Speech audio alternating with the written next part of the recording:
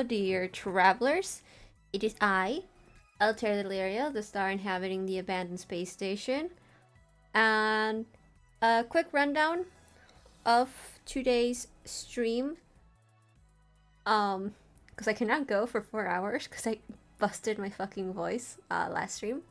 Speaking of last stream, thank you very much for over 100 views on that stream. I'm very thankful that you guys enjoy. And also thank you for 75 subscribers.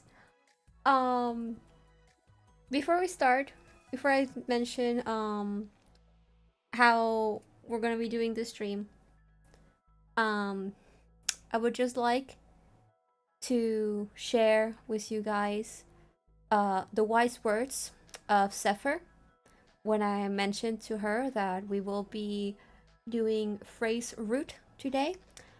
She went, "Ah, yes, the guy with the big chest." And I just thought those were some very big, wise words that should be shared with others. Speaking of, yes, we are doing Frey's route this time. However, in the previous stream, we weren't able to do Hawkin's good ending because ran out of time. Wasn't really about to spend like 30 minutes figuring out how to get his good ending. I did figure it out. I just looked up a guide. I'm gonna be completely honest. I was like, I'm not spending. I was like 15 minutes in, spending it, trying to figure it out. So I do have a guide that I will be following for Hawkins. Good ending, which is we're gonna go ahead and do it now.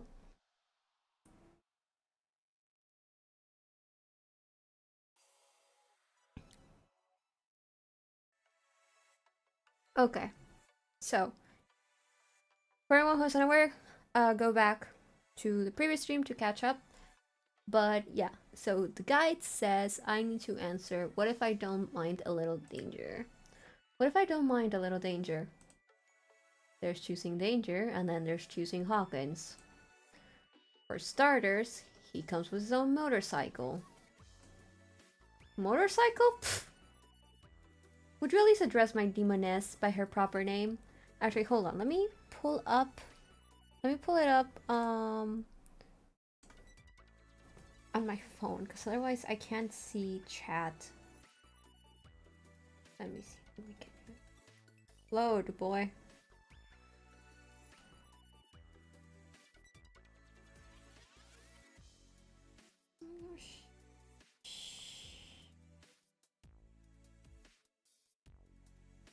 There we go. Okay. Fine. It's Madame. I still don't even want to know why you call it that. Huh? I thought everybody knew that I'd named her after Michael's vampire mom. Excuse me while I go retch. Then go call my mother. At least you don't have to warn her about me anymore. Well, a guy can surely dream of his vampire queen. What if I've got my eye on somebody else right now? Can't resist a wink in my direction, keeping nothing from his friends. Now it's up to me to keep it together for now, at least until we're alone. I really hope you're listening carefully to everything he's saying, Altair. He's practically name-dropping 2 other crushes of his right now. At least it's 2 more than you, dearest prince. But I'm sure you'll catch up to me soon. Well then, yes, he'll catch up to you soon as we get your good ending, boy. It sounds like Altair and I have a glorious schedule ahead of us, so shall we? Sharing his amusement, I decide to take him up on his offer.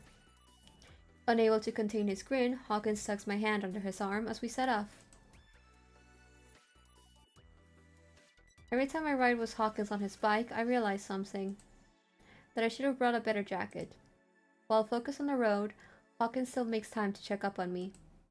Just a little longer, and then I'll have you all warmed up soon. Trust me, I know you're gonna like where we're going tonight. I said we were just going to the Perfect Club as for the usual. The Perfect Club? On a beautiful night like this? Oh, please, darling. At least have a little faith in me. I do still have a little romance left in me.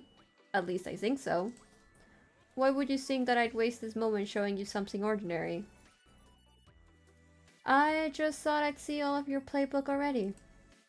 Stopping at the light, Hawkins wastes no time giving me a double take. Eh? Why on earth would you think that I've already shown you all of my surprises? The heart knows what it knows. Let's just say that the heart knows what it knows. Oh? Even as the light changes, Hawkins can't seem to tear his eyes from me. It's not a car beeps from behind that he drifts his focus back onto the road. So, your heart's been saying that, huh? What else has it been saying about me? That you're afraid of the L word, maybe? Hey now, that's something anybody would have guessed. Can I speak properly? We just started.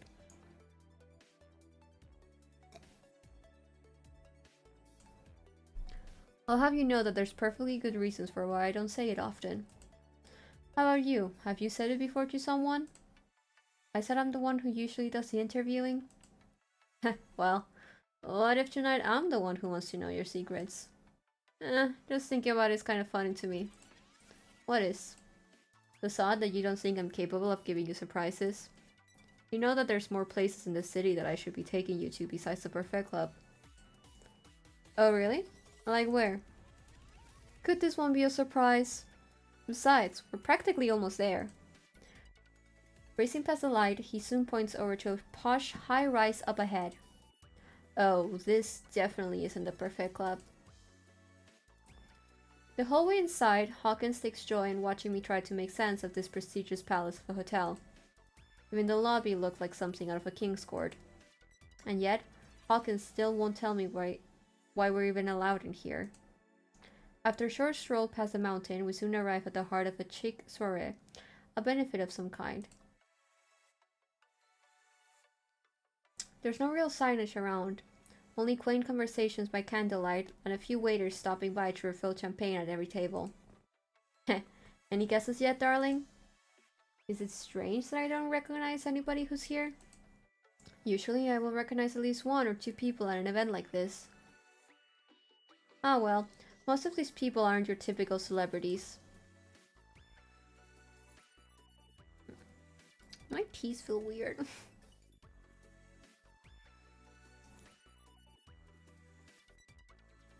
They prefer to do their investing and meddling in from the shadows, and leave the spotlight to the rest of us.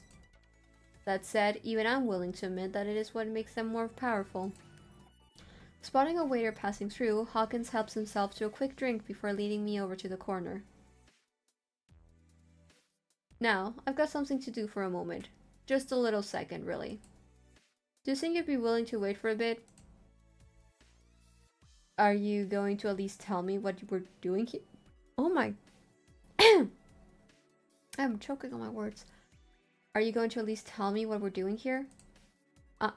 That's still part of the surprise. You're a handsome devil, just needs to get something done first, and then he's all yours for the rest of the night. So, just sit back, relax, and help yourself to any refreshments. They know you're here with me, so don't be afraid to enjoy the music. Wait, what music? I don't hear any music. I watch as Hawkins heads over to a glorious white piano behind a curtain of crystal pearls. Taking his seat, he stretches his fingers before delicately acquainting himself with a few notes.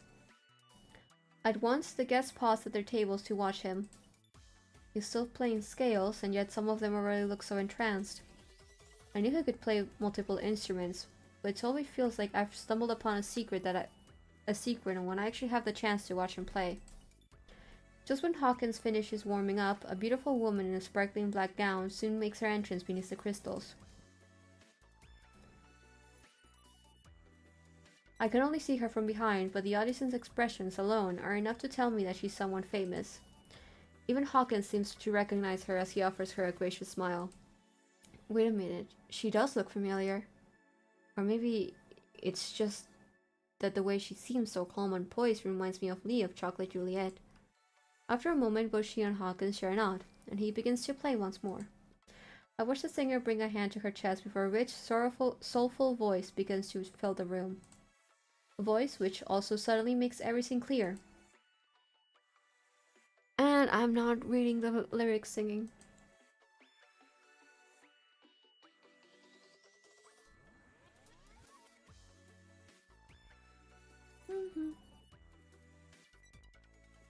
That's Abigail?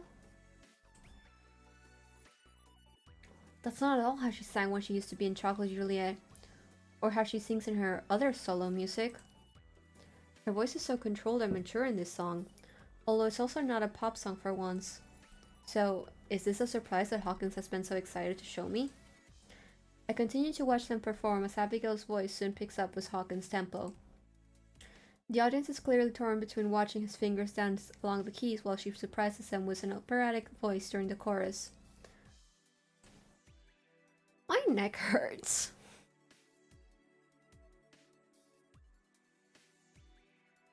My body's in shambles.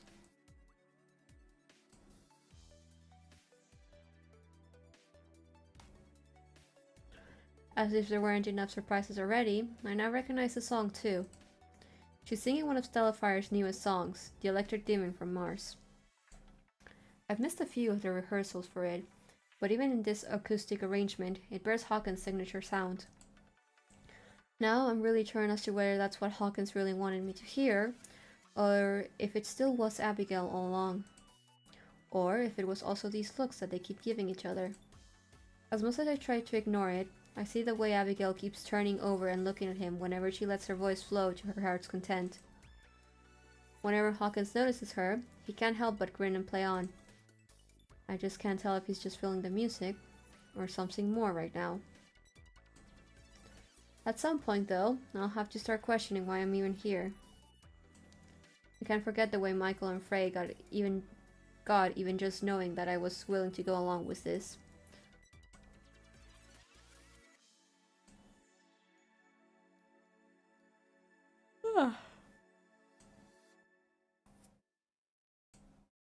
Once Abigail finally releases the last note, Hawkins pulls back from the piano keys with an accomplished look of his own. All smiles, Abigail takes a gracious bow. Thank you, everyone. Thank you so much. As soon as Hawkins gets up from his seat, Abigail tries to send the applause his way. For the first time, I watch Hawkins refuse the praise and send it over to Abigail instead.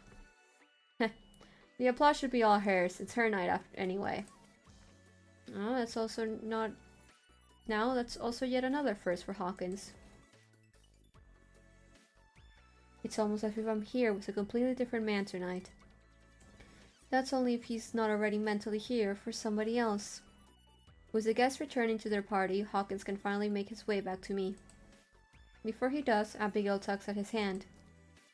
Should I get you some champagne too? You go on ahead and enjoy it. Are you sure? You seemed thirsty earlier. Eyes flicker in my direction as Hawkins thoughtfully clicks his tongue. Tell you what.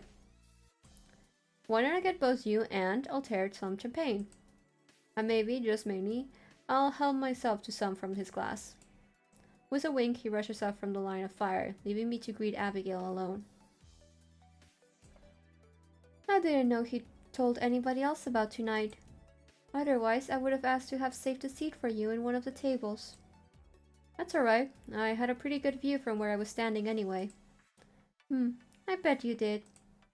Did he even tell you why he offered to do this? Abigail, don't start. Don't start. I honestly didn't know anything about this until we got here. Oh, so he didn't tell you. Huh. So I'm guessing he didn't tell Frey either, then? I can't stand her. I really can't fucking stand her. Like, oh, stay away. Like, stay away from Hawkins, but more importantly, stay the fuck away from Frey. I don't want you anywhere near him. What would Frey say if he did? Abigail pauses, choosing her words carefully. I'm sure nothing. It's probably why Hawkins didn't bother to say anything. If you really don't know, he volunteered to accompany me on his own.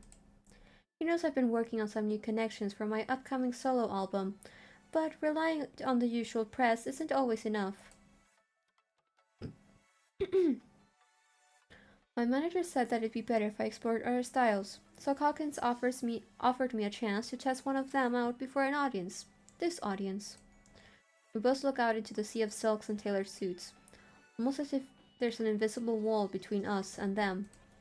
The funny thing is, I thought that a celebrity like Abigail would feel closer to them than with me. Standing right beside me, however, we almost feel like one of the same. So, how do you feel about this new style for you? Clearly, they loved it, but it's not that simple. It never really is when it comes to changing your image. Believe me when I say it was rough going from bubblegum cutie Abigail with the twin tail from Chocolate Juliet to my midnight dance pop queen era. And now, say hello to my potential cabaret era. At least if I keep up with this one, maybe there'll be more chances to have an accompanist along.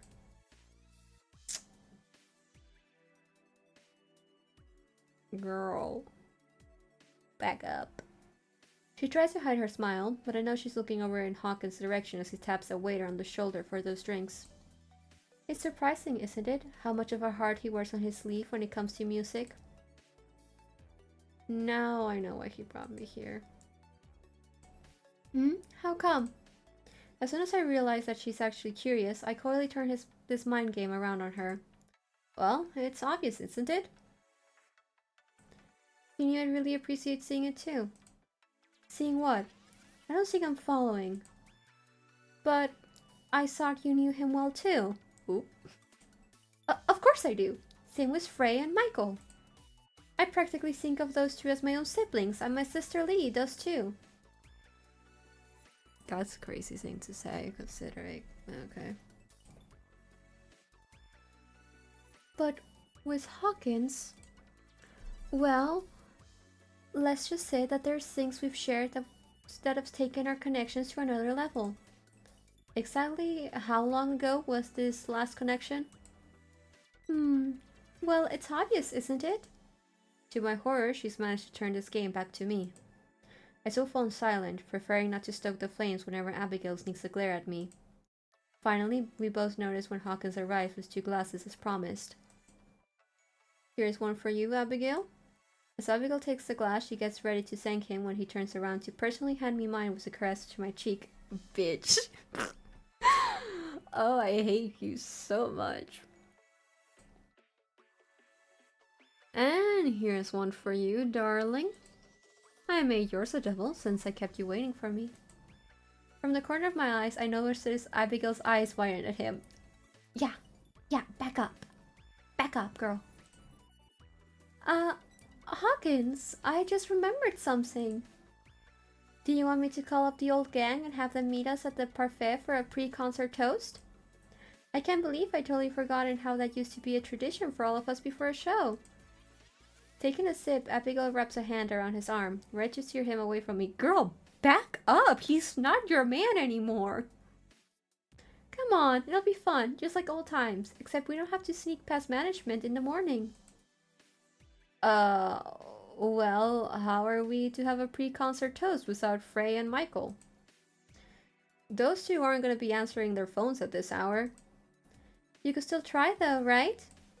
As much as they're both home buddies, I'm sure they love a late night adventure on a special day like this. I'm sure even Frey could take a night away from Grady. At her words, Hawkins smoothly pulls his arm back from her. As good as it be, I really don't want to party without my best mates. I also don't want to keep them from their beauty sleep if that's what'll keep them from losing their patience with me over these next couple days. So, what you're saying is you won't go? Maybe not tonight, but why don't we pick out another time? If we make it early enough, I'm sure the buffet will just offer the drinks on the house. Besides, tonight I've sort of got other plans going on. Yeah! Back up, Abigail! Hawkins takes my glass away so that he can clasp my hand in his. Catching on, Abigail can only nod before downing the rest of her drink. Huh, so I see. Well then. As she gets ready to turn around and leave, she swoops in and surprises Hawkins with a kiss to his jaw. Back up, girl! Oh my god! Realizing that she missed his lips, Abigail gives him a sexy pout, hoping that he'll hold onto the image as she heads out. Instead, Hawkins blankly turns to me, still holding my glass. Buddy, I love you so much. I need you to be a little bit less oblivious. Just a smidge.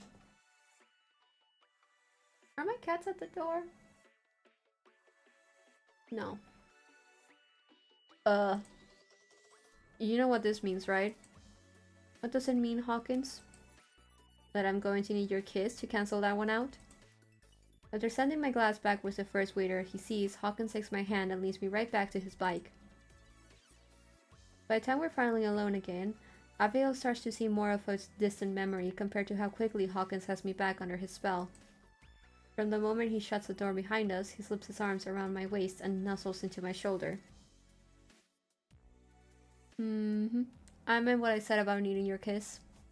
I need yours to cleanse me from my past. By past, you mean Abigail? Can we kiss first and ask questions later? He nuzzles my neck before starting to trail up towards my lips. Just before he starts to part his lips, I teasingly turn away. You're not getting anything until you at least answer one question. Really? Nothing? Not even a peck?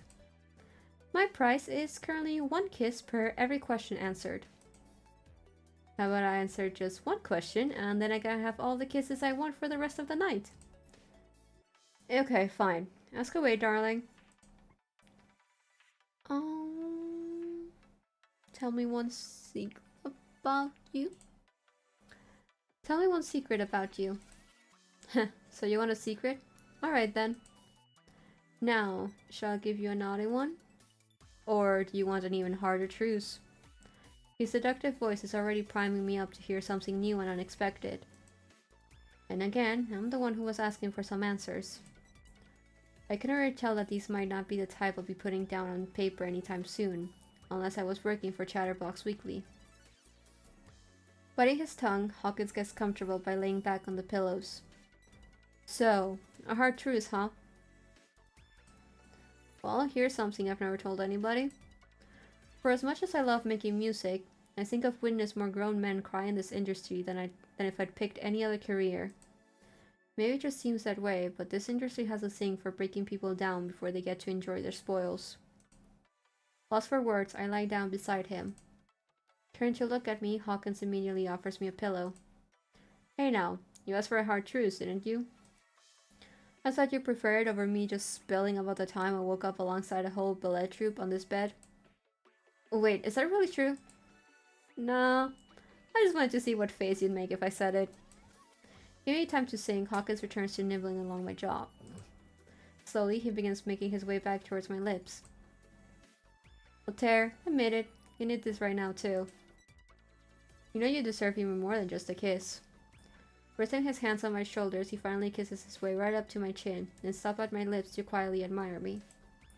I should tell you now, the fact that you're so resilient is honestly even more of a turn on than if you'd given in sooner. It's because you prefer the chase, don't you? Most of the time, but not always. Sometimes, I really do enjoy being in someone's arms who actually knows what my heart really wants. The only way that someone can know that is by giving myself to them entirely. This time, as Hawkin leans in, I more than welcome his kiss. Soon I begin to welcome more of him as we begin to demand more of each other. Even then, Hawkins will take a moment to pause between kisses just to whisper sweetly into my ear. Darling, you're already perfect as you are, so don't be afraid to show me what's in your heart tonight, and I'll show you mine.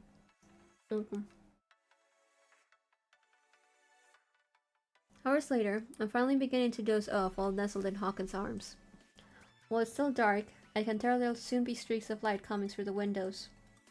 But for now, time seems to move much more slowly as long as I remain by his side. Pressing me to his chest, Hawkins relaxes with an impassioned sigh. So, what's my darling thinking about now? I hope it's not about the one other kiss I got today that wasn't yours. I honestly almost forgot about that until just now. Well, you've had your mind on more important things for the past couple of hours. Besides, you really shouldn't have anything to worry about, Abigail. She's just a friend. Does she know that, though? I sure hope she does. I only offered to accompany her performance tonight because she's been working on her music for as long as we have. Oh, baby, you're so sweet. Artist recognizes artist, you know. Turning over to me, Hawkins gently brings the blanket over my shoulders for the extra warmth. Beyond that, she and I are just old history, that's all. That also goes for anybody else who might ever come out of woodworks claiming to be my soulmate after a 2-week thing from some forever ago. The truth is, I sometimes regret not pulling the reins back on my younger self more when I had the chance. That's something that both Frey and I will commiserate over sometimes, although he'd just stick to the same couple of old flames. Meanwhile, I thought that I was a man of the world. You still call yourself that sometimes. Well, I still am a man of the world, but I could be enticed to rein it in now for all the times I couldn't back then. I just can't make any promises though. Not with what might happen after our debut. But I couldn't make anything permanent happen in the past either. You understand that, right? I only care if you're honest with me. I have a busy job too, so I know I'd also have to be honest with you. You see, this is exactly why you're completely new territory for me. Between you and me, I'm used to being the only one in the relationship with a crazy schedule. I've even mastered the whole rundown of why I need to have so many rehearsals, or why I've gotta show my face at all of the press events management tells us to go to. For some people, I downright know that those things are red flags. But you're right, Altair. I can't be showing my face without at least reminding you who matters the most to me. Pressing his forehead to mine, Hawkins guides me into a surprisingly tender kiss. How's that for being honest with you?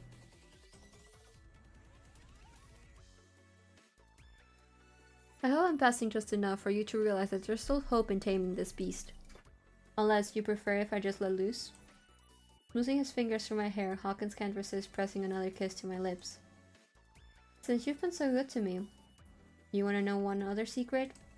It's also something I've never really told anybody before, but for some reason, I thought that maybe it means something to you. Hell, maybe you'd someday consider writing about it. Once he notices that I'm listening, he continues to ruffle my hair while thinking of where to start. There's another reason why it's hard for me to just leave other artists behind, you know? Like earlier tonight with Abigail, I got her that gig because I really do get the struggle of finding yourself again. When Stellifier first disbanded, I took it pretty hard. I couldn't stomach the idea that this amazing thing I'd been pouring my heart into had just vanished overnight. The thing was, if it'd been left solely up to me, we probably would have never disbanded. But it would have been at the cost of losing Frey along the way, and maybe even Michael somewhere down the line. And Chris, being the scum he is, of course, was probably hoping that would have happened all along. The night Frey said he couldn't handle the stress anymore, I felt like I had two choices. To either tell him to suck it up since we had a tour the very next day, or to finally admit that the very thing that we'd all loved so much about Stellifier was now starting to destroy us one by one. Honestly, that night made me feel like I was 14 again when I'd first witnessed my own violin teacher say the exact same things Frey had said that night. Is that really true, Hawkins? I have no real reason to lie about this, so of course it's true. My first violin teacher was downright amazing, even if he didn't seem to think so. I still have nightmares sometimes about it, then daydreams on other days wondering if I'd just been a little older and wiser, would I have been someone who would have encouraged him more? And maybe he'd still be here today, maybe even being willing to do a duet with me. Instead, that became the first time I'd ever realized how much of ourselves we tend to put into our art. Maybe even a little too much. With a heavy sigh, Hawkins stares out into the ceiling, his thoughts adrift. The whole experience shook me up so hard that I quit the violin then and there. I remember when I even told my parents that I was never going to want to play by the same rules as my mentor had lost himself to.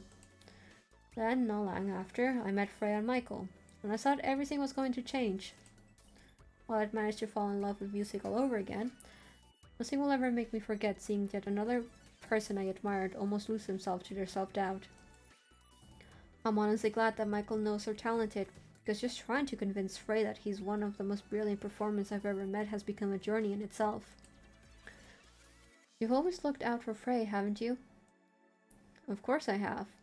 Those are my best mates, and that's never going to change. It's why Stellifier was never going to just stay in my memories as some silly project or an excuse to avoid college.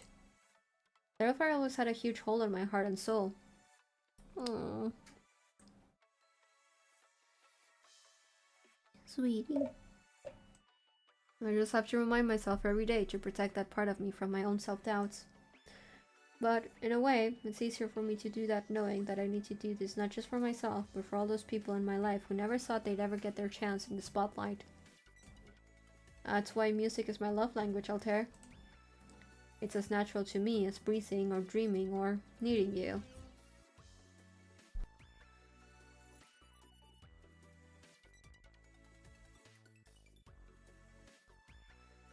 Sorry, I thought I heard my cats going insane. I was like, whoa, what is going on? But no. False alarm. Turning back to me, Hawkins is no longer holding onto that shield he's always hidden with his laugh or smile. The thing is, this is the real Hawkins I think I'm falling in love with. As soon as he brings his lips close, neither of us dare to break this rhythm of ours. And before we skip the words.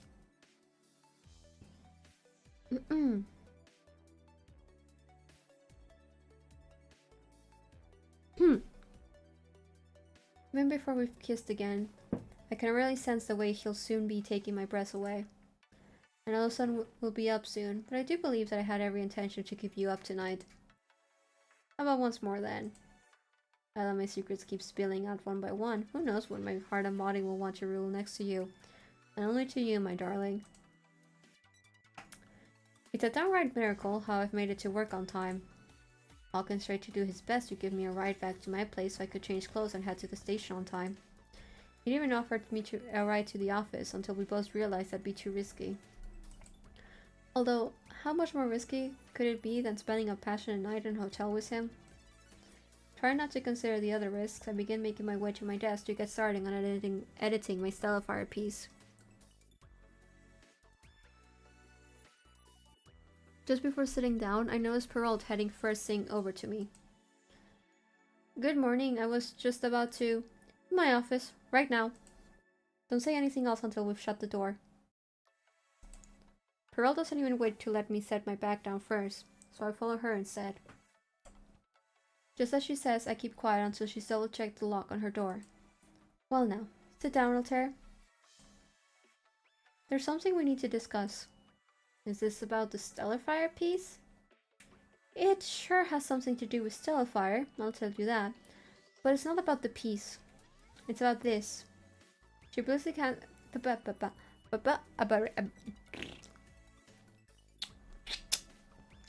briefly hands me her phone, which is already open to the main page of the Chatterbox Weekly. One look at the headline and the heat starts rising to my heart. Can I speak? For the love of God? I know I'm yawning. Oh my God. One look at the headline and the heat starts rising to my face. Steamy night out for Stellifier's Demon Star and his sizzling mystery date? Is Hawkins on the prowl again for yet another smoking muse to add to his collection? Keep scrolling, it gets worse. I almost don't want to, but Perrault is watching me like a hawk. Taking a deep breath, I finally take the plunge and scroll down, only to see that they've included a photo. I can barely believe my eyes, even as the photo doesn't manage to capture much of my face, all thanks to Hawkins keeping his arm around me. Someone must have spotted us after leaving the party. I knew we were heading off to the other hotel nearby. To my horror, there's 2 more photos of us entering the hotel, then another from just this morning once we checked out. Once again, my face is shrouded by Hawkins' arms and by the photographer. And by the... I'm gonna quit streaming if I can't speak. Once again, my face is shrouded by Hawkins' arms and by the photographer's angle. Even then, these photos were still enough to sound off Perrault's alarms. Well, care to explain what happened here, or should I keep assuming that you must have just barely had enough time to change clothes before showing up today? You had the decency to cover my face. I need a moment to think as I scroll through the photos once more. Well, at least he had the decency to cover my face. Nobody can definitely say it was me, right? You know that answer to the... Oh my God. Oh my god, can I speak? You know that answer to that better than I do, Altair. Even if you'd been wearing a dinosaur costume, I'd still be calling you in here to ensure that you know what you're getting yourself into. Just look at the headline. In exchange for your one night of fun, are you really okay being known as someone's notch on their bets vote? This might be the wrong time to admit that this isn't the first time taking a leap of faith with Hawkins. Still, I know what Pearl is afraid of, as that's always been on my mind. But last night, there was no way Hawkins and I would have been inseparable had he not bared his soul to me. That should count for something, right? The more silent I become, the more Pearl seems to grow worried for me. Feeling guilty, I immediately hand Pearl her phone back. I honestly don't even know what else to say other than I'm sorry. I never meant for this to happen. I'd even thought that both he and I were being careful about it. Stop, Altair. There's no such thing about being careful when it comes to Hawkins, and you know it. For however many times you two must have been hitting these hotels and whatnot, I'm sure I was willing to bet that he knew the risks all along.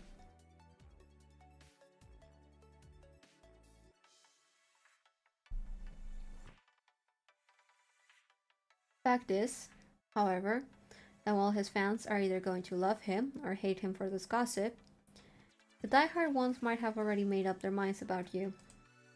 If you've been a celebrity, Chatterbox would have done so much more to have caught your face. But for the fact that they couldn't, they've now stuck it into people's minds that you're just another fan. Any other fan, they could have and should have been them. Noting my silence, Pearl keeps scrolling back to the photos until her face softens into one of pity. So what is it then? Just a fling? Or has this been going on for longer? Has he promised you anything before or after the concert? We haven't really discussed that kind of commitment, but I think it's kind of obvious why. But if he'd asked you what you really wanted, do you think he'd agree to it? If someone had asked me this last night, I would have been ready to shout it to the mountains.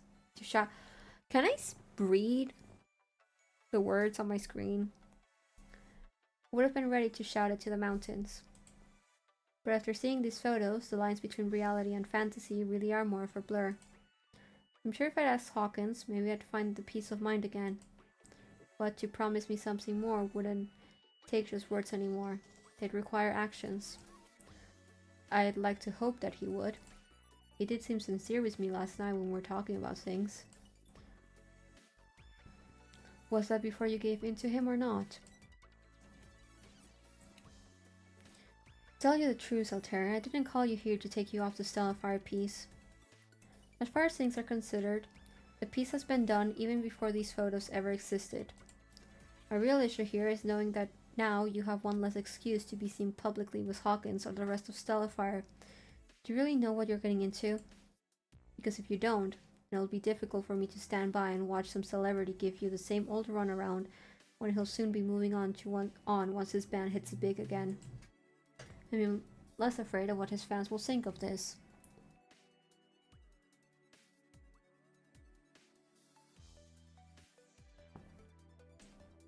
I just hope he really knows what it takes to care for the person he loves. Especially when Stellifier has a reputation they've worked too hard to lose again. Much as I don't want to admit it, Pearl is simply echoing all of the things I've been trying to avoid whenever Hawkins takes me in his arms. Of course, I want to believe deep down that he loves me and would drop everything to keep us together. Just last night, seeing him choose me over Abigail stirred something within me. It made giving in so much easier, and even more so when he seemed open to the idea of something more. And again, even he admitted as to why he's been so against wanting love in the past. Why don't you just take the rest of the morning off? You must be tired as it is. The Stellifier piece is nearly done anyways, and I'll be looking over it myself later today. If anything, you've got some bigger things to pour through right now. Taking Burrell's advice, I start making my way towards the door. But instead of getting sleep just yet, there's one more place I need to stop by. Oh, my jaw hurts. No. As always, the Perfect Club will never cease to lose its nighttime luster no matter what time you stop by. Even though it's before lunchtime, I'm not surprised to have... No puedo hablar. No puedo.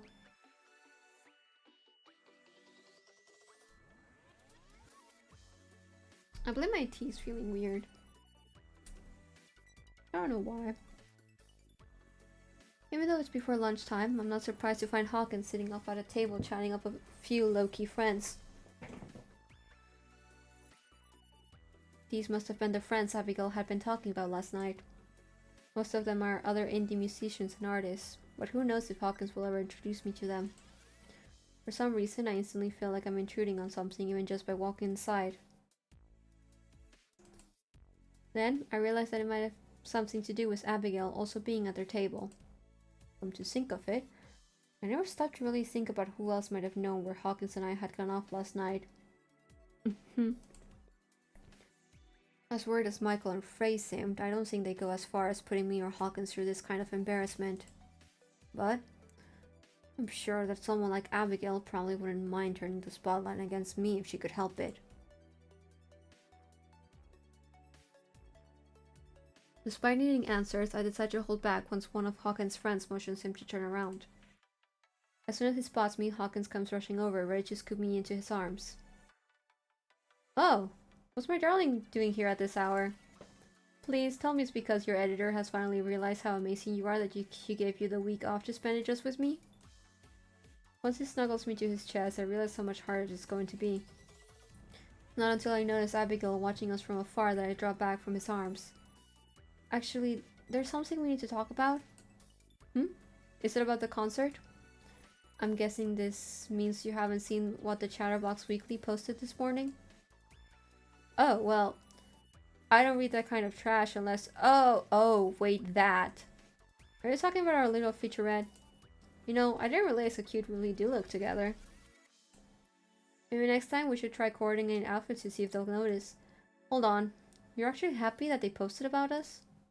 Well, what else are we supposed to do? Hide in the corner forever? That's never been how I've chosen to live, and neither should you, darling. Hawkins, my editor also saw those photos, and it was me who was with you.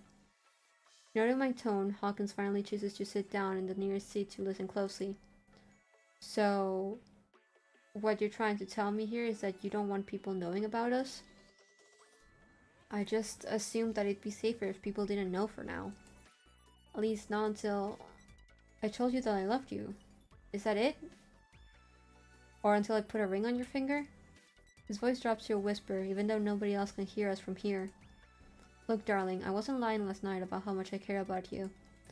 Maybe I'm the fool now who thought that if people were bound to find out, might as well they know now than later. We probably should have tried to figure out what to do before someone did see us. I still don't even know how someone could have known unless it was someone from the party.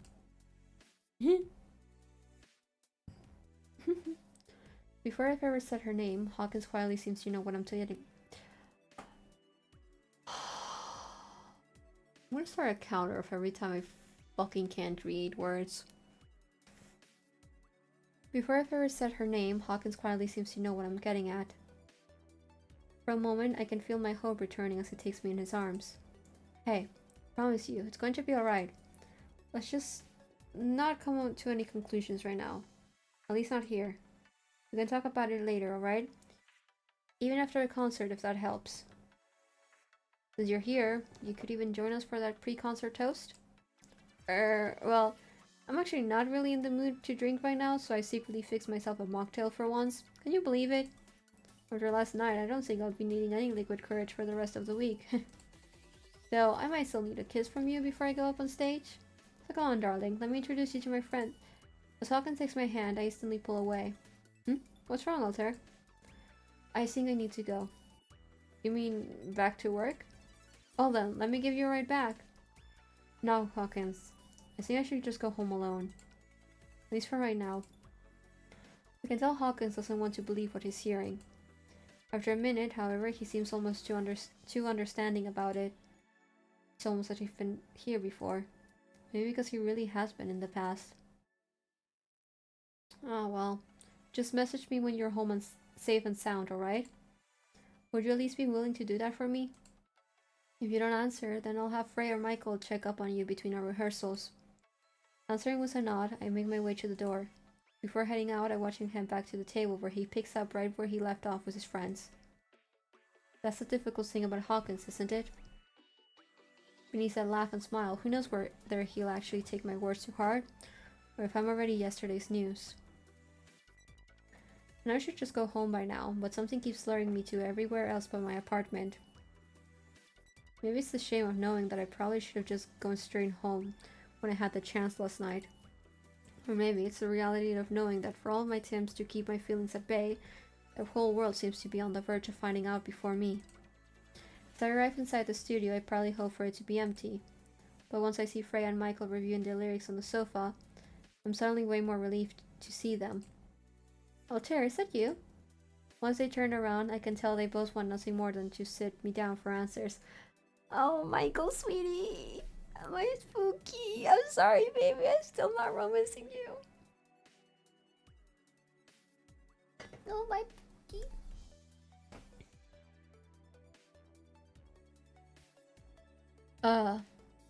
So have you talked to Hawkins yet? You've both seen the photos, haven't you?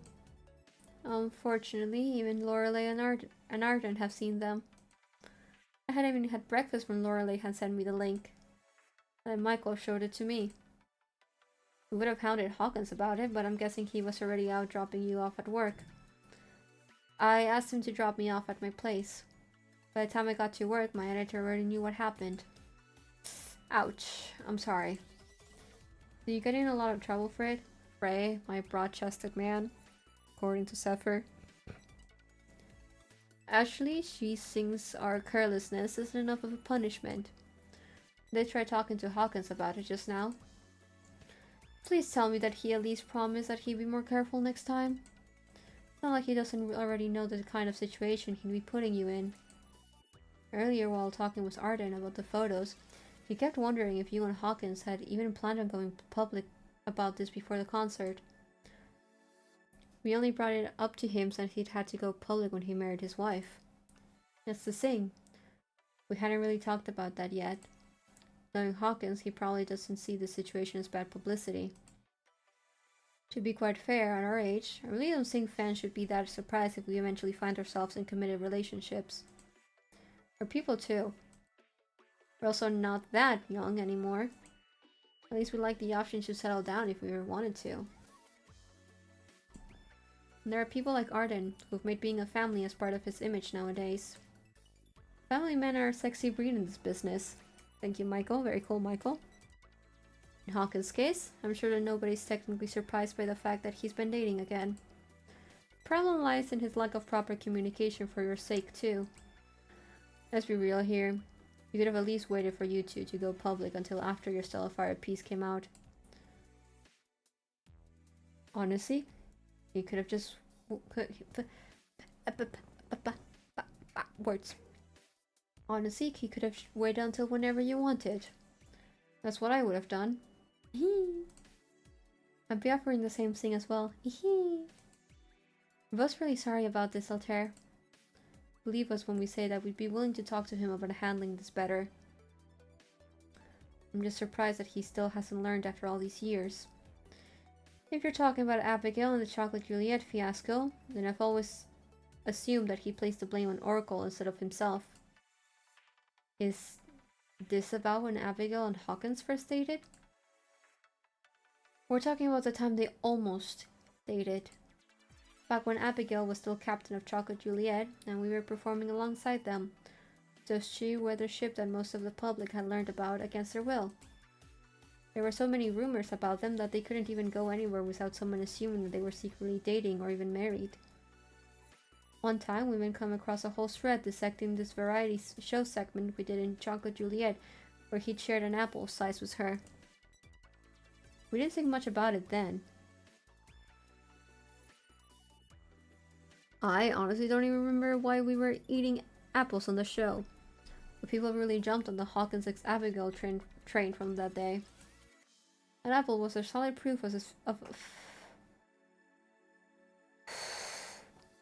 That apple was their solid proof of a secret love affair. Was it even solid proof that they were dating? Kind of. They did try dating in secret for a while. Eventually, Abigail didn't want to get caught sneaking off with him for obvious reasons, so she told him that she was going to ask her management for permission to date him. When they said no, they both took it pretty hard. Did they ever say why they refused the idea? Hawkins had gotten around quite a bit by then. Most of the gossip sites had also been talking about his reputation since shortly after we debuted. The thing is, Oracle had been branding him from the start as the sort of guy your parents wouldn't want you bringing home. Did you not come across all this in your research, Altair? I stop and think, even though I know I did. I just avoided thinking about it once my heart had started meddling in. I did know about his and Abigail's history. But hearing about it more makes me remember the history those two really do have. Also, I forgot the ending thing's so long. Honestly, all this part we've already read, I might just skip to the choices. I hope y'all don't mind, but I do want to get to Frey's. I would like to at least get day 1 done. Maybe day 2 if I have time. So I'm just gonna skip ahead to the choices. Because the next choices that we have, I'm pretty sure I chose this one before. Let me just check. I'll read through until I okay, this is familiar. I'll do that. Well, that's exactly why I'm here, darling. Except, why don't we head back to the arena first, and then we can talk there? You know we won't have any time there, Hawkins. With all those people backstage, I hardly doubt we'll get very far. You'd be surprised at the heart-to-heart combos you can still have backstage. Believe me, I managed to survive one just now. Is that what inspired you to come find me? Yes, but also yes. Okay, yes, we did read this. I choose you. Okay, now I won't skip because I'm scared that if I skip again, we won't see the ending and I'll just like fully skip through to like the actual just full end. So I'll just read. I'll click quickly to the point because I had to test to get the true ending. Like I was like, okay, let me see. So there's I know where the true ending like starts, like the good ending starts. So I'll just skip quickly to that.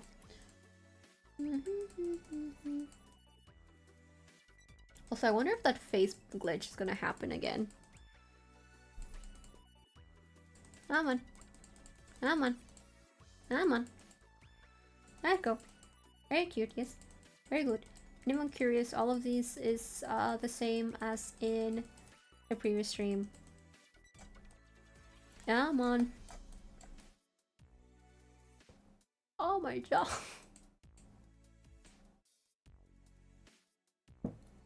Let's see.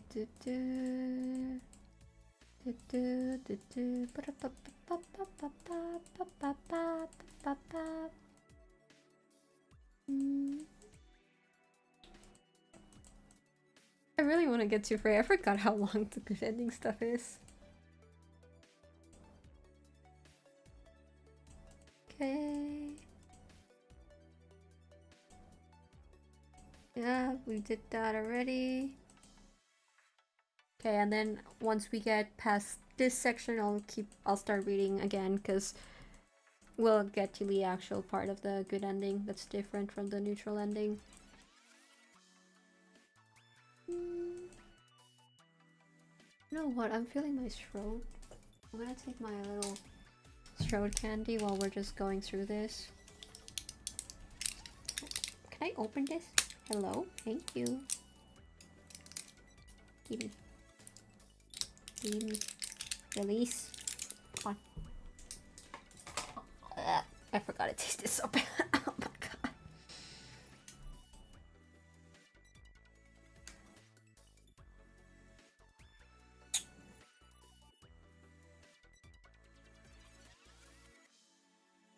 Okay. I'm just gonna mute myself until we get to the part. Well, no, actually. Oh.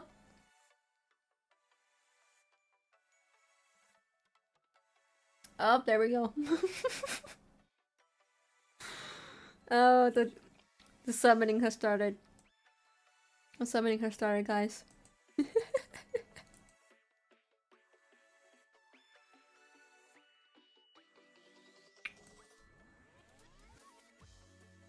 Okay, the summoning has ended. Okay,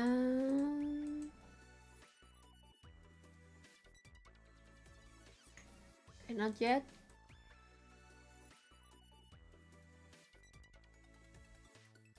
Oh, my pookie. Hi, Michael.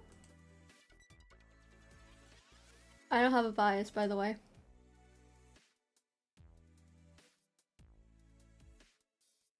My fellow no binding.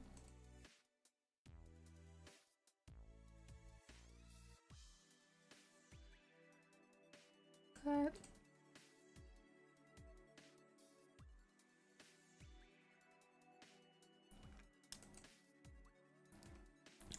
Okay, I do have to bring to attention the fact that he just says all of this, like, very, very homey of him to say all of these words.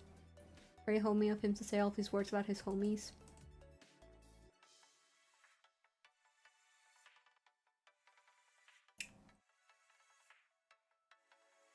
Okay.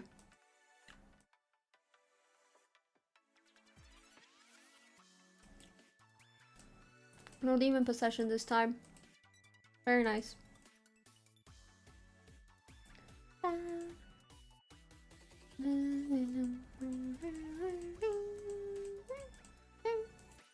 Okay. Almost there.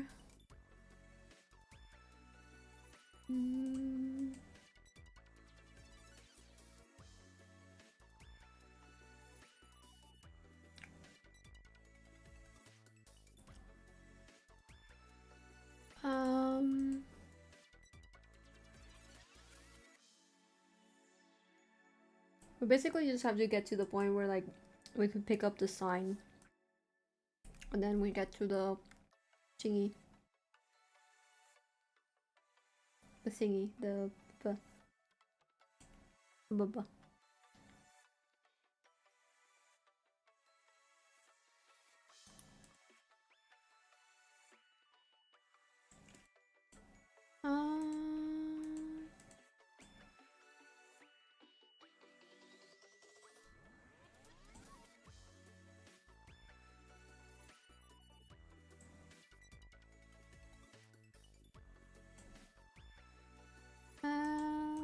There we go. Okay.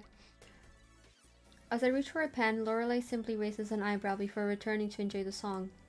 With no time to spare, I grab the first sign I can find with a blank side. Since the beginning, there's one thing I was never sure that I get to experience at a Stellifier concert. But maybe tonight is finally going to be the night where that all changes.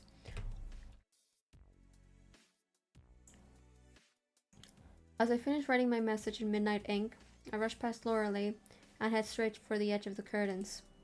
Just like Hawkin said, it's now or never. Before I can change my mind, I suddenly raise my sign up to my face. As the spotlight swerves to illuminate the stage, Hawkin soon spots the sign from the corner of his eye. In plain black letters, Hawkins finally has my answer.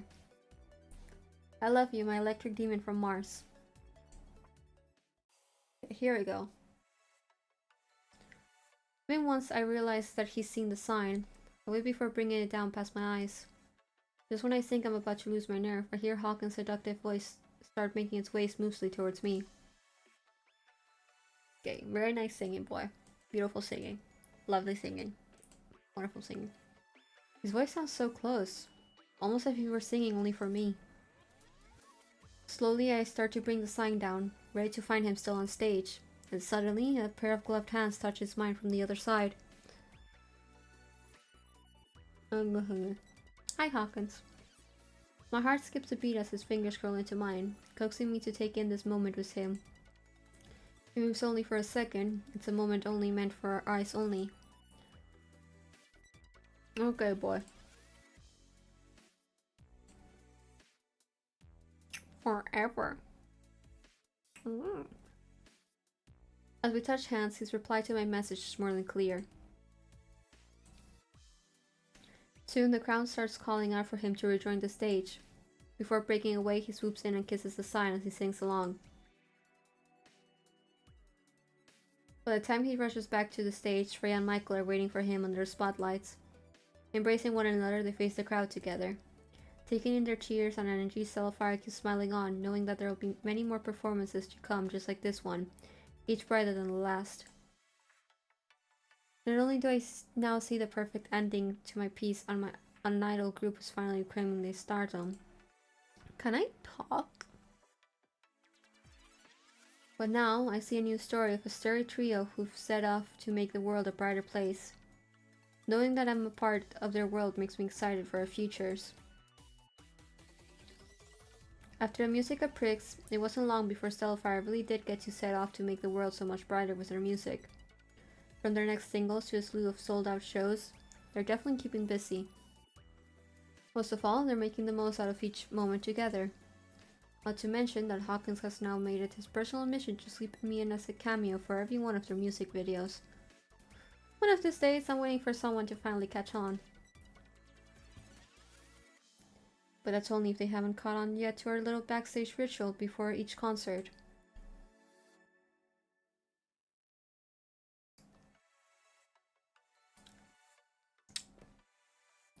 With only minutes left before call time, one would think that Hawkins would have just settled for a simple kiss before heading on stage with his friends. Instead, he has me off in a corner with him making every last kiss count. Now this is something I'll never get tired of with you. I guess it's a good thing that Stellifier's got a whole lot of concerts coming up soon. Smiling to himself, Hawkins lets his lips roam along my neck, searching for what to kiss next. Finally, he settles upon nibbling my earlobe, also that he can hardly whisper in my ear. Just like always, I'm gonna be needing a kiss before I get up on that stage, then another right off that stage. We could also save the post-concert kiss for later, as we usually tend to do. Now, where else haven't I claimed yet today? Wait, aren't you supposed to be on stage by now? I don't see anybody trying to drag me away yet, so... You know they'll be calling for you soon, though. Plus, if you stay here any longer, you're going to get me banned from backstage. Last thing we need is for them to think that I'm trying to keep you from performing. But you kinda are, darling. Besides, I'm pretty invested in this other performance we've got going on. Hawkins, I actually want to go out there and have a good time. Oh, I actually want you to go out there and have a good time. Especially for this concert. The three of you have been working so hard for it. So, does this mean that I deserve yet another kiss before I do have to go? As soon as he sees his chance, Hawkins gently brings me to look up at him. Gonna... Hold on. For everyone's enjoyment. But... Here we go, for everyone's enjoyment.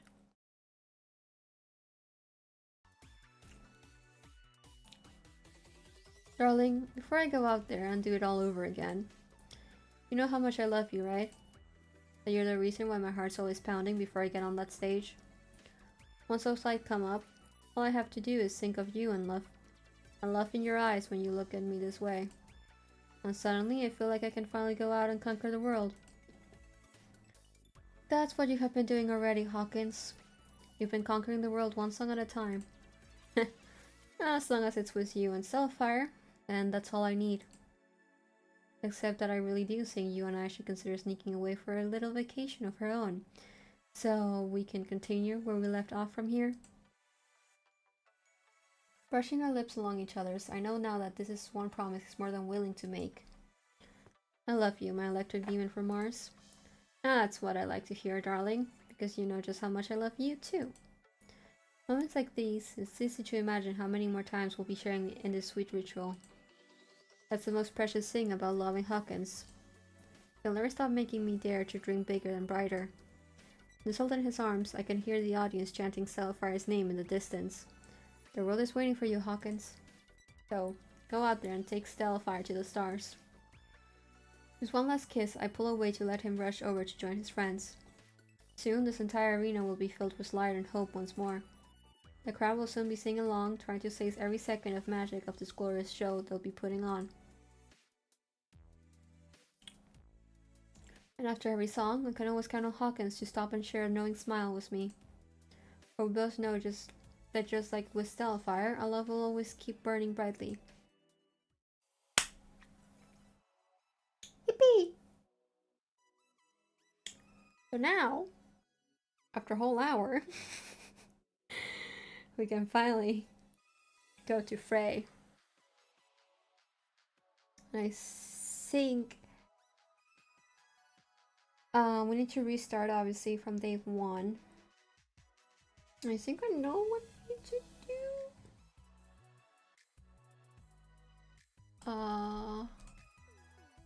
There we go.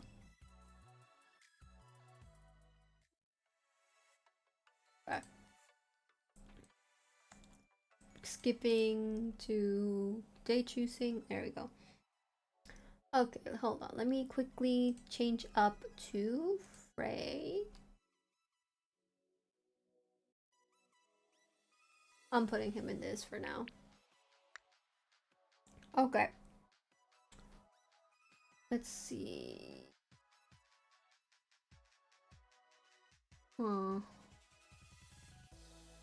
Meet with Stellifier, and then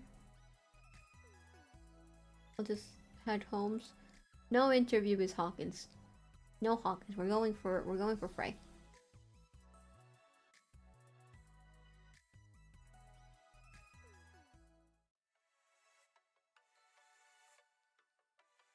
Oh, so I still have my little throw candy. With 3 minutes to spare, I finally made it to the H20 offices. This morning's traffic was even more of a nightmare than usual. For a moment there, I thought everybody and their mother was on their way to meet this Stellifier today. I was about to grab the door handle when suddenly... You there! Come along! Out of nowhere, Hawkins and Michael barged out of the door first, grabbing me by the hand. Once again, I find myself back out into the sidewalk, only this time with a million questions ready. Wait, hold on, what's going on? There's no time to chat, we just gotta roll. Michael, get the door. Not to worry. Hawking already has it. Hawking? Do you mean Hawkins? No, not me, him! To my surprise, a well-suited chauffeur pulls up in a sleek car and scurries out to get the doors for us. Michael thanks him with a smile, getting inside first before offering their hand out to me. Am I getting kidnapped? I just wanted to do Frey's room. Why am I getting kidnapped? Come on, let's get to it. You're next, Altair. The faster you get inside, the sooner I can offer you refreshment. Would you prefer sparkling water or lemonade? Why not some vodka? That's what I was gonna ask for. Vodka isn't a morning drink. Not for the faint of heart, it isn't. Considering we're on a mission, you think you'd serve us something with a little zing to get our blood pumping? Oh, would you look at that, suddenly I'm fresh out of vodka. Looks like you'll have to settle for sparkling water anyway. Although I'd be happy to give you a choice of anything else, Altair. I think I need answers more than refreshments right now. You'll get those too, once you come inside. He tried to sweeten the deal with an innocent look, yet I'm well aware that Hawkins is inches away from pushing me into the car. These two. Fine, take me away. That's the spirit. Now, make yourself cozy, because we've got an emergency on our hands. Hold on, what emergency? I thought you all had a rehearsal right now. Instead of answers, all I get is a crisp bottle of sparkling water to grip onto before I'm shoved into the car.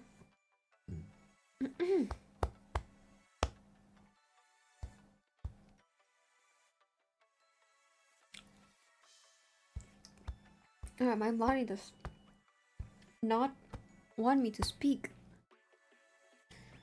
Instead of answers, all I get is a crisp bottle of sparkling water to grip onto before I'm shoved into the car and sandwiched between these two. My nose is itchy again. The car then drives off as both look out the tinted windows, avoiding my eyes and keeping silent. That's when it hits me. Wait a second, what about Frey? We didn't just leave him at the office, did we? Finally, they glance up to raise their eyebrows at each other. Should I tell him now? Unspoiled the surprise. I'm pretty sure you two have said enough. There we go. Now you're starting to understand us. One awkward car ride later, I finally recognized the beautifully spacious university campus where I arrived at. This is Procyon University, better known as Frey's Little Library Kingdom. He teaches like, what, 2 classes here this semester? Is that what he said? He sure does, dude. He assured us that he would switch the class times around to work around rehearsal. Clearly, he didn't. Hawkin lets us out of the car. Why did they name him Hawking? Why did they name the chauffeur Hawking? Oh my god, wait. Wait, Michael's family chauffeur who prefers to drive Michael around instead of them riding around with Hawkins. Beef of the last letter of the name. S versus G. Thanks, Hawking. It'll be a quick visit, as quick as it can be under these circumstances. With the car and Hawking waiting nearby, Hawkins narrows his eyes at Michael. Any chance your driver here might consider changing his name sometime for me? I'm one letter away from people thinking I'm the one who's your driver and then that he's your side piece. Why are you calling yourself Michael's side piece? Why are you doing that? Why are you calling yourself Michael's side piece? Funny. Anyway, we better go find our missing third. We could always try asking someone around these parts. You can't tell me that a student wouldn't know who we're looking. Oh my god. Oh my god. Oh my god. You can't tell me that a student wouldn't know who we're talking about if we asked them if they've seen a handsome, princely monk around. I suppose we could ask someone, but wait, Hawkins! Step away from the co-eds! Michael tries to stop him, but he's too late as Hawkins glides his way in with a group of university girls all walking together. To our horror, 2 of the girls offer to link up arms with him. Well, he works fast. I swear that man is going to split my mind someday. I really better go get him out of there before he starts serenading them. While you do that, I'll try finding the staff offices. I'm not sure whether Michael heard me, as they're already in full sprint ahead to catch up to Hawkins.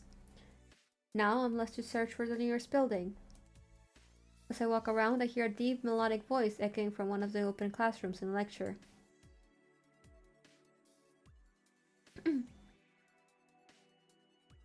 It's a voice capable of filling my senses, and it's luring me like a siren. Words.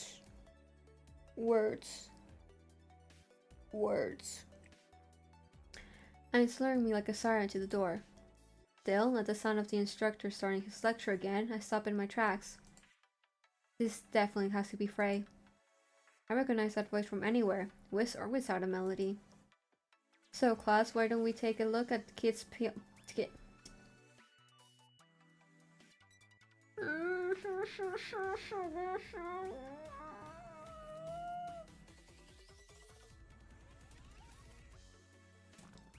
I'm gonna end stream at this fucking rate, man. Forget day 1. I can't even fucking finish in the morning. So, class, why don't we take a look at Keats' poem Endymion as an example? This line, "A thing of beauty is a joy forever," emphasizes a mortal or immortal quality to it. As the students get to their discussion, I hear Frey start playing some classical music in the background. Curious, I try to get a closer look, but it's hard to see from where I'm standing outside. I look over to the courtyard, but who knows where Michael and Hawkins have run off to now. I dare walk into the classroom. Sneak a peek from the door. I want to see what he's up to. In the class in full swing, I can't bring myself to sneak in there. What would I do? Sit in on the class and hope he notices me so he'll end the class early? I couldn't possibly stroll up to the front of the class to interrupt. There's no knowing what an army of students are capable of if I try taking their beloved professor away. I know I would have fought valiantly in the name of my English department too. Despite laying low, I still try to scrounge up a harmless peek as I take a step closer. From the window panel, I finally see him. With a casual, bookish step on him, Frey paces around the classroom with his battered copy of Keats' poetry in hand. His eyes sparkle each time a student asks him a question. Just look at him, he's glowing. It feels like a crime to take him out of his habitat. His fucking habitat. We're taking this rare, endangered species out of his habitat to go sing and dance. Then again, if anyone here recalls his vocals on Space Prince, then they're probably wondering what he's doing here. All of a sudden, Frey sees me peering in and opens the classroom door. You're here? Come on inside, Ilter. One by one, the rest of the students look up while Frey holds the door open for me. I'm like, hi. Hi. Thanks for meeting with us today. I was wondering when you'd arrive. You were? Of course. When you said you'd come by, I was wondering if you had meant at the end of the hour. Now that you're here, I say that you've arrived just in time, guest speaker. Guest speaker, if motherfucker's speaking me, guest speaker. Okay. Chuckling to himself, Frey leans in quietly beside me. You owe me for this, you know that? Staying by my side, Frey addresses his students with a graceful smile. Everyone, I'm gonna end stream. I'm not ending stream. I'm graduating. Goodbye. I can't speak for shit. Everyone, meet Altair. He works for Farbright magazine. No doubt putting his writing talents to good use there. Right, I can smell the sarcasm from here. Well, I'm just making sure they know the difference between our literary disciplines. Anyway, Altair will be answering any questions about the journalism field after a quick writing exercise. Unless most of you here will go on to make me proud as poets and lyricists instead. He chuckles at his own joke before returning to write a prompt on the overhead. So, to make my dreams come true, why don't all of you pull a Keats and take a crack at writing a poem of a beauty of your own? I want to hear your takes on immortality and romance. Tell me all about it in however many words you think it takes. I watch as the students follow his every move, driving up his energy as they jot down the prompt. Once they get started, Frey takes me aside, his voice lowering to a whisper. Well, at least this time I had enough time to assign my students their homework. How much longer do you think I have before my angel and devil come take me away? Angel and devil, okay. Angel and devil. Angel and devil, okay. Okay. Okay. That's fine. It's okay. No, okay. Okay. Just okay. Last I saw them, Michael was trying to chase Hawkins down before he became a frat king. So, you're saying I've got about 3 minutes then? Maybe less, considering Michael was sprinting while out for blood? You're probably right. If it counts, I had only planned on a half a session before heading over to the studio. You could have told the guys that a tad bit sooner, Frey. Maybe so, but I suppose that still wouldn't have been enough for them. If it were up to Hawkins, I would have been forced to put in my 2 weeks as soon as we made the reunion announcement. Anyways, I should probably put my effort towards figuring a way out of this one. No, this sounds mean. This also feels kind of mean. Honestly, not all of these feel mean, but I feel I'm gonna go with this one because this one's sarcastic. That wouldn't be a problem for you, shouldn't it? After all, aren't you the creative one? It seems you've got about 10 endorsers in this room for your skills. More like 7. I'm not about to overshoot the fact that some of them aren't particularly thrilled about my iambic pentameter quizzes. What the fuck? Still, I appreciate the sentiment. I just like to think about about the fact that I almost went into English philology, and then I just struggle with saying shit. Like, okay. But if there's ever 2 people who can best me, it's my angel and devil for sure. I take it Michael is the angel and Hawkins is your devil? It's more like they share the joint custody of both titles. Well, if it's going to be the 2 of them versus 1, why don't I help make it an even match? Frey lets out a low hum as he studies me closely. Oh no, that definitely wouldn't be fair for you. Why not? I'm offering. Still, it's my crime to pay, not yours. Otherwise, putting you up through the razz would be even more of a punishment for me. Frey's eyes meet the clock. His poise returning, he rests a warm hand on my shoulder. Stay here for a moment, alright? Before I can ask, he approaches his students once more with a regal smile. Well? While I was hoping we'd spend more time with Keats today, they say we'll have much more fun next time sharing some of our thoughts next session. On that note, I'd like to remind you all that immortality can come in many forms. Not just in the physical, but in the metaphysical. It's in the words you write and the notes you sing, and all you touch and linger upon. And in this case, I'm ready to leave my mark right here on this very floor. Suddenly, out of the corner of our eyes, we see Hawkins peering through the classroom window. Before Hawkins can disrupt the class any further, Frey decides to strike first by slamming the door on him. Facing the class, he quickly starts collecting his papers. Actually, everyone, let's pick this up for the next lecture, as it'll be a lovely precursor to the next course topic we'll end early today. Enjoy the readings for next class. It just fucking ran. It's like goodbye. Oh my god, we have so many. I'm pretty sure we've listened to these from Hawkins. Oh, you know, this is new. Hey, darling. I'm on my way to your office. You'll probably hear Madame in a few Oh, minutes. we have heard this one. Oh my god. Ooh. No, I haven't seen them, buddy. Okay. Yeah, I think we can only do day one. I forgot how long the good ending took. That's my bad. But that just means more time with Frey next stream. With interviews done for today, I'm getting ready for the long commute home again. I'm just double checking if I have everything before I go. So let's see. I've got my notes, my phone, my code. Wait, what's this? What's in this pocket? Oh, it's the key to one of the meeting rooms. Lorelei made no.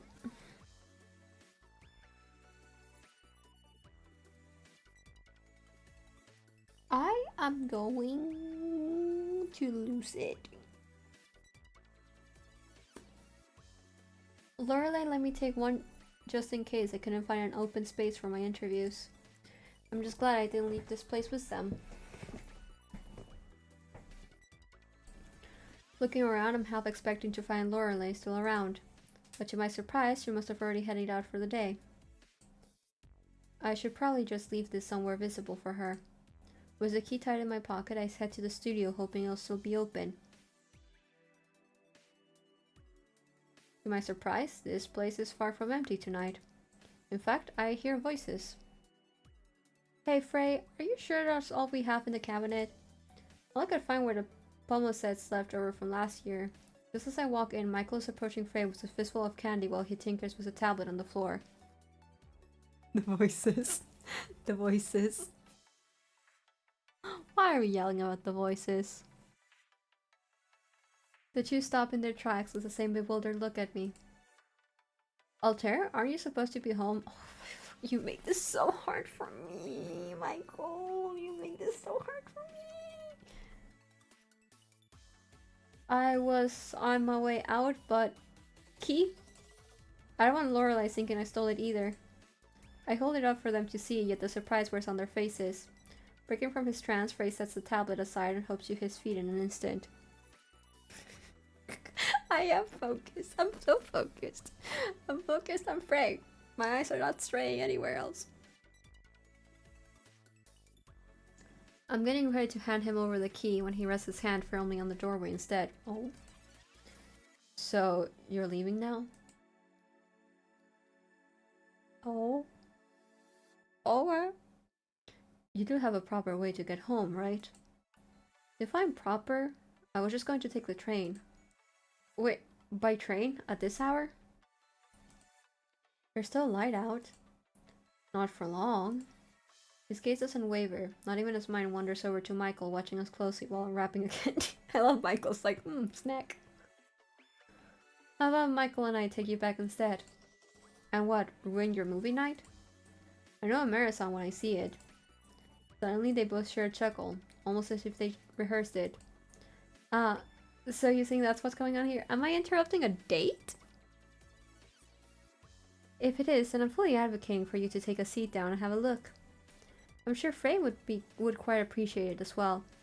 Michael, you just offered that we take him back, didn't you? You're always simply the paragon of hospitality. To my surprise, Frey burst his teeth slightly at them before giving into a sigh. Okay, I understand why Frey was like the demon and angel titles is shared custody between Michael and Hawkins. Michael, my little menace. Focusing. Takes a step aside, leaving me just enough room to pass beside him. Take whichever seat you like.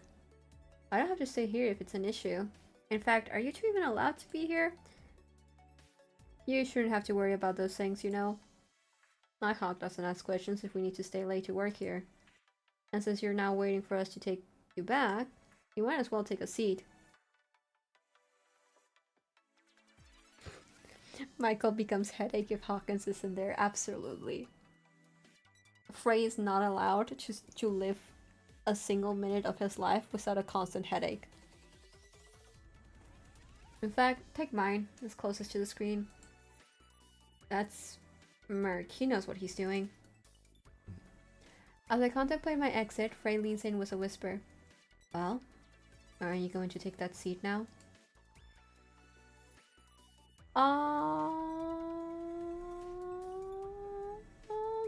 I need a sweeter reason to stay.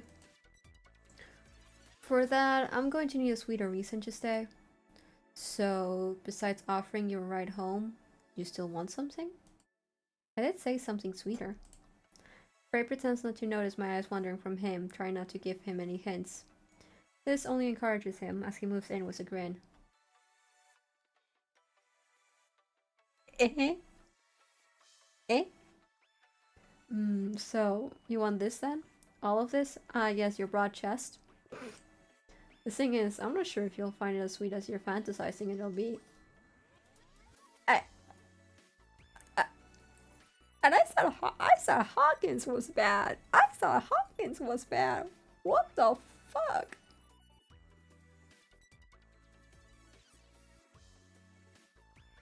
Bro. I've been told I can be a little bitter, actually. Oh, wait, what are you offering now? I try to look around for something he's holding, or even a hint from Michael. Michael's like, I ain't interrupting this shit. Yet instead, all I see is Frey draped against the doorway, his hips relaxed and his arms crossed in a perfect posture. This. Just this. It's about as sweet as I can offer you. Holding my gaze, he swoops in with a hand ready to steady me against him. I'm gonna kill him. What the fuck is his problem? When at the last second, he brings a lollipop between us. Holding back a chuckle, he presses it to my lips till I take it from him. It's blue raspberry lime, my favorite. It's not exactly the sweetest one of the bunch, but I kind of like the way it leaves your tongue wanting more. Maybe it'll get you wanting another one afterwards. Maybe in a different flavor. Or maybe I'll just want more of that blue raspberry. If only. Frey finally lets me settle into my spot as he goes to shut the door. Wait. I mean, obviously the lollipop is like Frey, right? We're talking about Frey with the lollipop. And knowing what we know, because we did Hawkins route, with the good ending for this one, we learned a bit more about Frey's situation, like last stream stuff because of Hawkins route. Oh, his little comment of like, if only, is stabbing me right now. I'm like, oh, buddy. Oh, this route's gonna be an experience, isn't it? We're gonna have an experience with this route. Frey finally lets me settle into my spot as he goes to shut the door. From the corner of my eye, I can see that he's still grinning to himself. But before I can say anything else, Michael inches towards the tablet.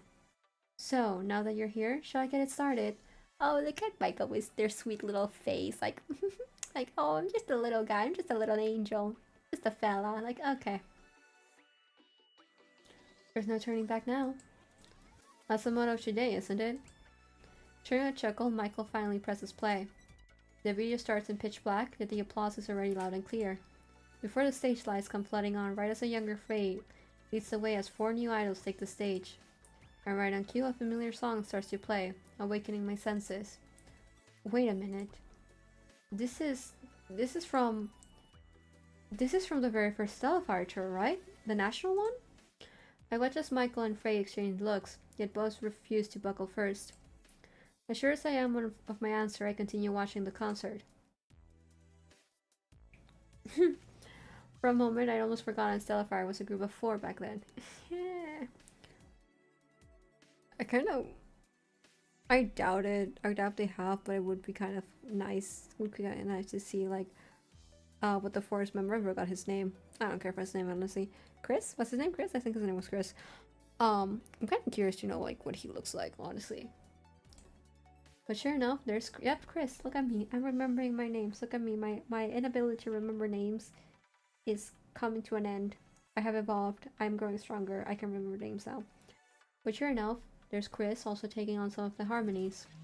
Except, now noticing how little he sings compared to the others. My attention finally settles on younger Frey as he commands the start of Midnight Replay with an electric smile. Wow, he really was like a completely different person back then. And again, just about every idol has that kind of sparkle when they first start out. But still, watching this, I'm reminded of how Stellifier had been on another level.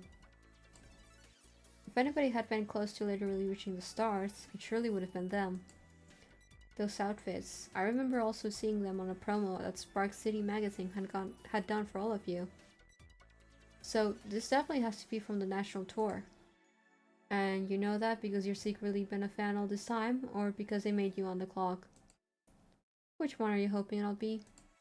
I hope we've at least made your research worthwhile. I'm just honestly surprised there's still people commenting on these old lives. You missed Frey being a menace, that's what you missed.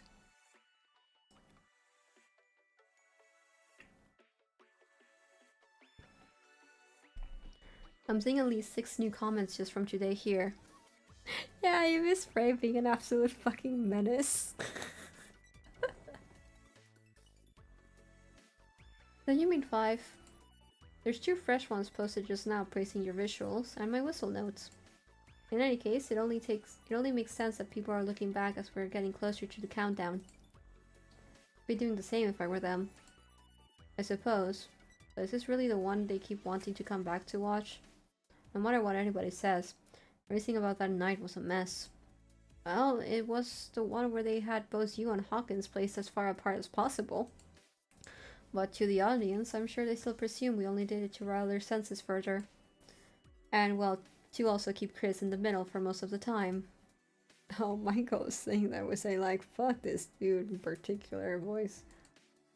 He wasn't going to settle for anything less, we both know that. But he wasn't always in the middle, at least not in most of the other lives we've researched. You were usually the one in the middle, Frey. Lucky me. Oh. Holding back a sigh, Frey merely turns away to choose his next candy to snack on. And here I thought being in the middle was an honor. But now it's starting to seem like it's far from it. Nibbling on my candy, I keep on watching as they dance their way through Midnight Replay before moving on to their introductions. Just as the camera pans onto your fresh-faced Frey, his older and snarkier counterpart quickly presses next on the playlist. Wait, I wanted to see that! To my surprise, another video comes on, which not even Frey seems to have expected. What the? Wait, this is also you, but in high school? No, it's not. He quickly tries to press next again, but this time I nudge him back. Seriously, where is this from? It looks like you're being interviewed at a school auditorium. That's because he was. Michael's giggling interrupts the both of us before prompting us back to watch the video. If you watch closely, you can see the front gate of the school from the window. I'm surprised someone thought to upload this one from the bonus discs. Although it does say that it was posted by Frey's right freckles, so maybe we shouldn't be too shocked. Still, we don't have to watch it. Why not? This is valuable information. You can say what it really is, Altair. A true relic of a simpler time. In all honesty, he does have a point, Frey. It should be required viewing to watch you describing being a part of Stellifier. Stellifying. Well, it's San Galileo's school uniform. I think you want to know where the freckle is, huh? Where is this freckle? Oh, wait. Making sure this isn't... I can't tell if this is my screen being dirty. It might be my screen being dirty. Hold on. Hold on, because it might be my screen being dirty. Is my screen being dirty? Yes, I thought it was like on the corner of his cheek. I have to resize this.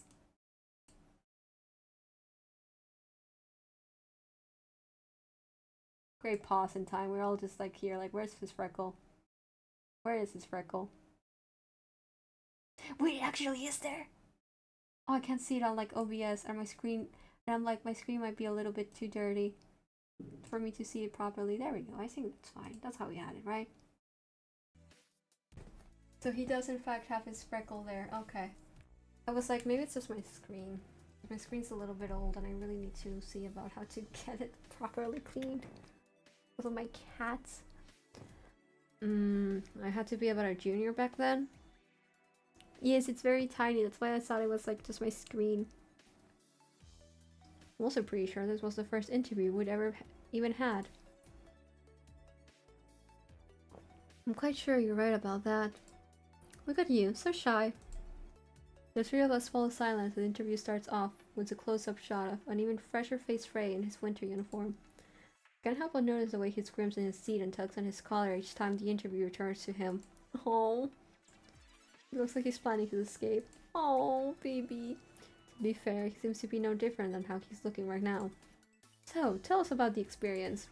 What's it like knowing that you won't just be performing for the next school talent show, but at a sold-out arena?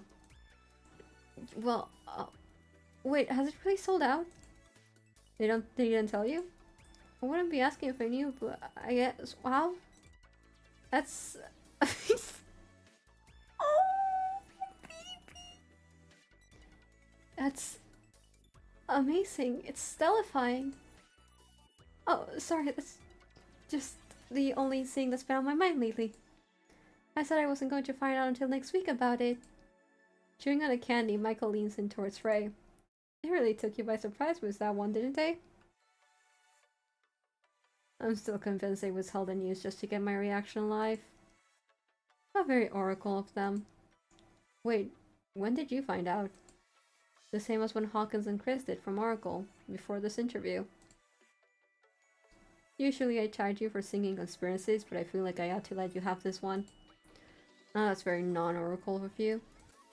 As much as I'm enjoying younger Frey's genuine wonder, my heart sinks a little watching today's Frey trying to glance away from the screen.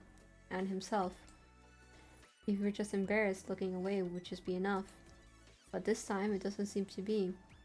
Nor does it seem fair that it would. So, tell us about your time here at San Galileo. I'm assuming you'll be seeing less of it now that you'll be busier, but music has been part of your lessons, right? Oh, well, I wasn't studying music here. I've never really taken a singing class, but I do want to now. I mean, I've always been into music, but I didn't think I was singing or anything until last year when I came back from abroad. Oh right, you transferred for your later to San Galileo. Yeah, that's right. I was supposed to transfer here in my freshman year, but it wasn't really my choice. Anyways, it was actually Hawkins who thought it'd be a cool idea to put something together for the talent show. Then we met Michael through that since they were performing with the choir. And then Chris found out and he told his dad at Oracle and well, you know the rest. Oh, don't we all know? So, is there anything you'd like to let your fans know about what you expect from you and Stellifier? We all got a lot coming up. We really do. Well, I'm honestly thankful for all of the support. It feels like I'm still waking up to everything, but I'm definitely not going to want to let anybody down. Really, it destroyed me if I did anything less than my best after all this. Of course Chris is a Nepo baby. We've known Chris is a Nepo baby. That's why he's such a piece of shit.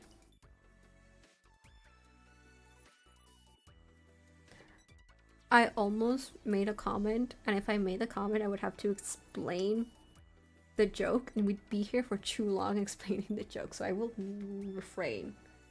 However, I will say, if you are watching this and you are Spanish, you might get it. You might know what I am talking about here. So, for sure be ready for Stellifier to reach for the stars. I look down, only to find Frey slamming pause on the video as hard as he can. There, that's enough. I want to see Baby Frey. Please let me see Baby Frey. This is mean. And I'm not trying to romance Michael. I mean, Baby Frey. I mean, little one. Wait, I want to see Baby Frey. Tell me you're joking. If I was, would I really... Oh my god, can I... If I was, would I really be trying to stop you? Now that I have his attention, I try to snatch the tablet from him. Yet instead, Frey's grip tightens as he jams it towards him, taking me along for the ride. Wait, Frey! In the matter of seconds, I don't just lose my grip on the tablet, but I land straight on his chest. Oh? His broad chest, as Zephyr said. He's not saying anything, but there's no way I've knocked the wind out of him. Or was this surprisingly rock-hard chest of his? I pull myself up only to find Frey staring upon me closer than ever before. Don't you prefer this view instead? You should know that Baby Frey had a habit of ditching gym class. Why are you flirting with me in front of Michael? Meanwhile, that definitely doesn't seem to be the case for this Frey.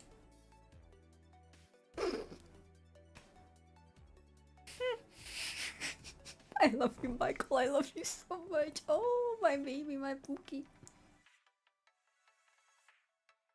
Oh, I'd say you're right about that. Giggling to themselves, Michael swoops in and presses play between us. Despite his reluctance, Frey took upon his younger self as he concludes the interview. You don't know how grateful I am for the chance. We're all grateful for the chance. It's going to be a lot of hard work, but I'm honestly ready to devote every second to Stellifier to make this happen. And I mean that, no matter what. Out of nowhere, a hand pops in and gives him a playful push. At once, I'm ready to turn to both Frey and Michael for answers when a young Chris now rushes into the interview, pretending to nudge Frey off his seat. Nah, Frey doesn't really mean that. Blech. My dad just told him to say that so we don't sound clueless. Come on, don't tell him that either, Chris. As much as he's trying to laugh it off the screen, I can hear the nerves taking over his voice.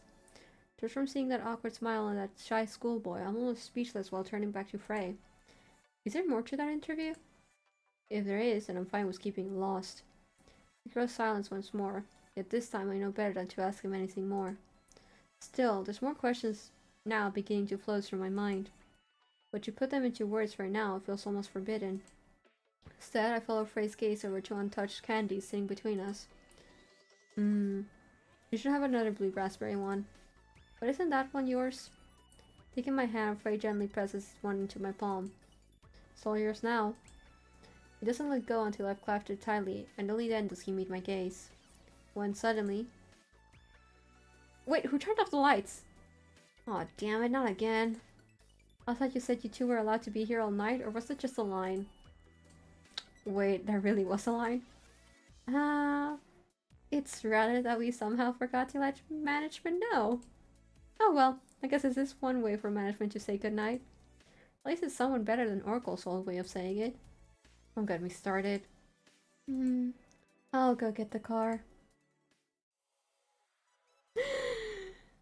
Okay. As much as I feel like we could possibly do day 2, I don't want to necessarily risk it.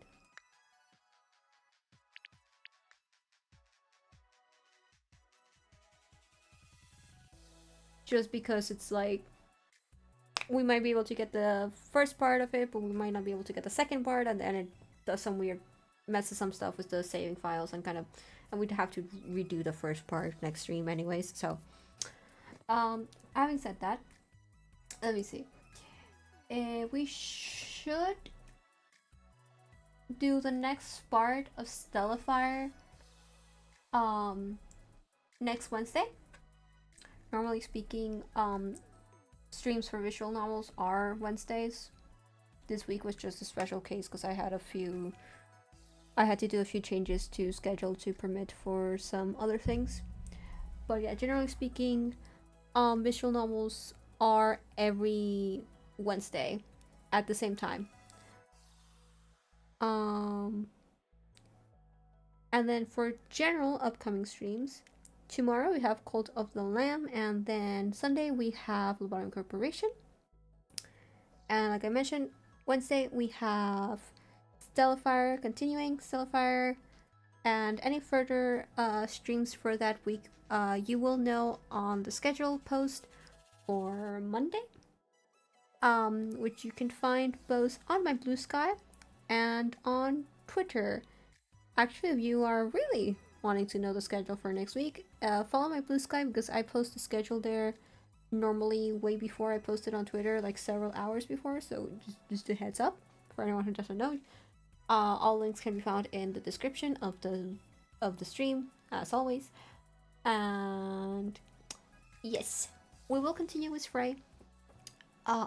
Next stream, we will be able to focus fully on Frey and not have a Hawkin's good ending at the very start, like this one. But yeah, having said that, thank you again for 75 subscribers. I hope you enjoy. And with all that, leave a like, subscribe, all that stuff. You've been on YouTube, you know how it works. And I'll see y'all tomorrow for another stream, or Wednesday if you just want to be here for Stellifier. That's fine too. Okay, bye bye everybody. Bye bye.